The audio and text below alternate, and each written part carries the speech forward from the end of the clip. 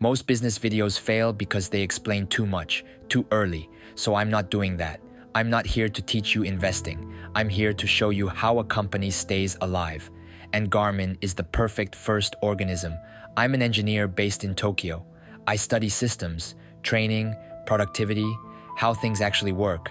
This is where I apply that same lens to companies. Here's why people can't stay focused on business videos. It's not intelligence, it's attention. Most videos start with labels, segments, strategies, business models. But labels don't stick. Tension sticks. A simple contradiction you can feel.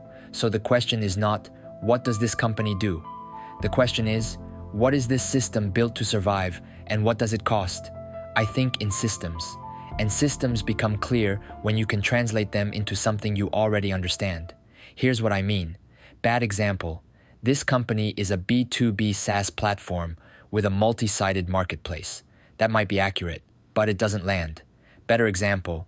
This company is a toll gate. Every time someone passes, it takes a small coin. Now you have a picture, a flow, a system you can see. Garmin makes more sense when you stop thinking smartwatch and start thinking trust under stress. From the outside, Garmin looks like a fitness watch company, but that's like saying a hospital is a building with beds. Garmin is actually 5 different organisms sharing one body.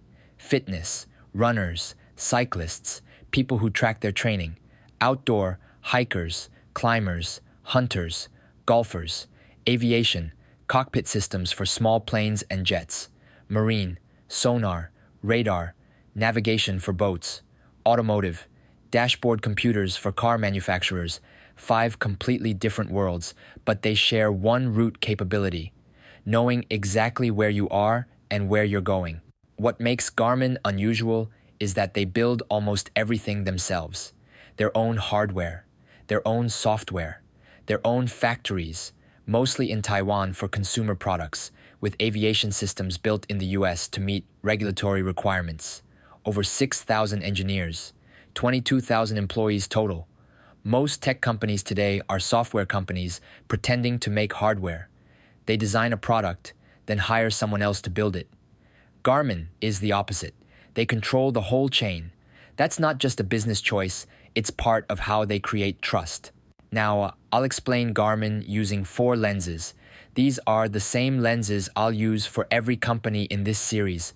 First lens, energy intake. Where does the fuel come from? Garmin gets paid when you buy the device. One transaction. You own it. Done. In 2024, they brought in about $6.3 billion. And here's what's interesting about that number. It comes from 5 different directions. Outdoor and fitness together make up about 60%. And here's something most people get wrong. The outdoor segment, Fenix, Instinct, those adventure watches, is actually Garmin's most profitable business, operating margins around 35 to 40%. That's the engine. Aviation and marine play a different role. They are the anchors. Not because they're more profitable, they're not. Aviation runs around 25% margins after you account for the massive R&D and certification costs. But they provide something else, walls that competitors can't climb. You can clone a fitness watch in 6 months. You cannot clone a certified avionics system without a decade of regulatory approval. Apple can take your wrist. They cannot legally touch your cockpit. This diversity matters. When one segment slows down, others carry the weight. The system has multiple lungs.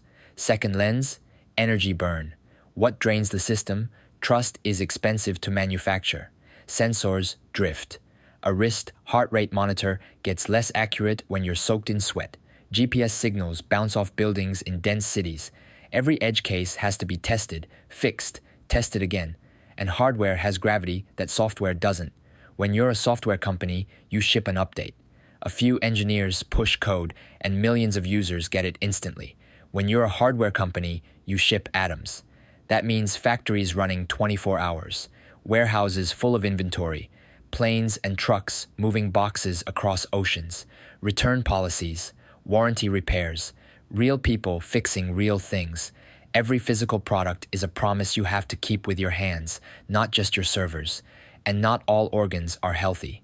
The automotive segment, building dashboard systems for BMW and others, often burns cash just to stay in the game. Car manufacturers squeeze suppliers hard. Garmin keeps doing it for the technology synergies, but financially, it's a drain. An organ that consumes energy instead of producing it. Third lens, stability mechanisms. What keeps the system from falling apart? The first one is battery life. This sounds simple, but it changes everything. An Apple Watch is a beautiful pet. It needs to come home every night to charge. That's fine if your watch is part of your phone ecosystem, but a Garmin is built for people who leave home and don't come back for a while. A week-long hiking trip, an ultramarathon, a solo sailing voyage. In those situations, charge every night is not an option. Some Garmin watches last 3 weeks on a single charge. That's not a feature. That's a different category of tool. The second stability mechanism is your own history. If you've logged 5 years of runs in Garmin Connect, your routes, your paces, your progress, switching to another platform means leaving that behind. Your records, your proof, the story of who you are becoming. It's not a trap, it's gravity. Data has mass. The more you accumulate, the harder it is to leave. The third mechanism is vertical integration, the fact that Garmin controls its own manufacturing. When you build your own factories, you control your own quality. You don't have to rely on outside factories that cut corners to hit deadlines.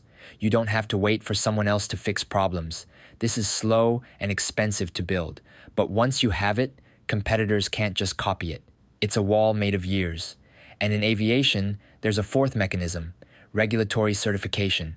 Once a Garmin system is certified for a specific aircraft, replacing it isn't just expensive, it's a regulatory nightmare.